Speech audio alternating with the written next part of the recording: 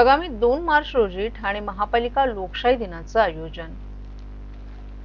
ठाणे महापालिकेचा पुढील लोकशाही दिन येत्या सोमवारी 2 मार्च रोजी आयोजित करण्यात आला आहे। नागरिकांनी मार्च महिन्याच्या लोकशाही दिनाच्या एक दिवस आधी म्हणजेच 16 फेब्रुवारी पर्यंत त्यांचे अर्ज निवेदन महापालिका भवन नागरी सुविधा केंद्र येथे 2 प्रतीत सादर करावीत। निवेदन दाखल करताना अर्जदारांना प्रत्येक निवेदनासोबत प्रपत्र 1 ब सादर करणं आवश्यक आहे। प्रपत्र 1 ब नागरी सुविधा केंद्र येथे उपलब्ध करून देण्यात आला आहे।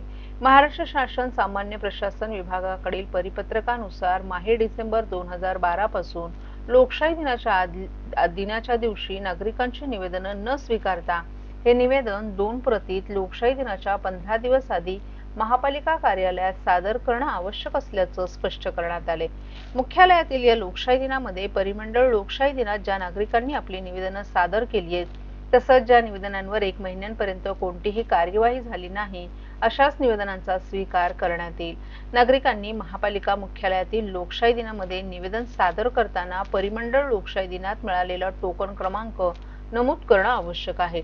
अर्जदारानं एका अर्जात एकच तक्रार सादर करावी। एकापेक्षा जास्त तक्रारी असलेला अर्ज स्वीकारला जाणार नाही। त्याचप्रमाणे आस्थापना विषयक विविध न्यायालयात लोक आयुक्त यांच्याकडे प्रलंबित असलेल्या प्रकरणांच्या तक्रारी, माहिती अधिकार कक्षात येणारी प्रकरणं तसंच राजकीय पक्षांच्या, नगरसेवकांच्या, संस्थांच्या लेटर हेडवरील अर्ज अंतिम उत्तर दिलं आहे किंवा देण्यात येणार आहे अशा प्रकरणी केलेला अर्ज तक्रार वैयक्तिक स्वरूपाची नसेल तर असे अर्ज स्वीकारले जाणार नाहीत याची नागरिकांनी नोंद घ्यावी।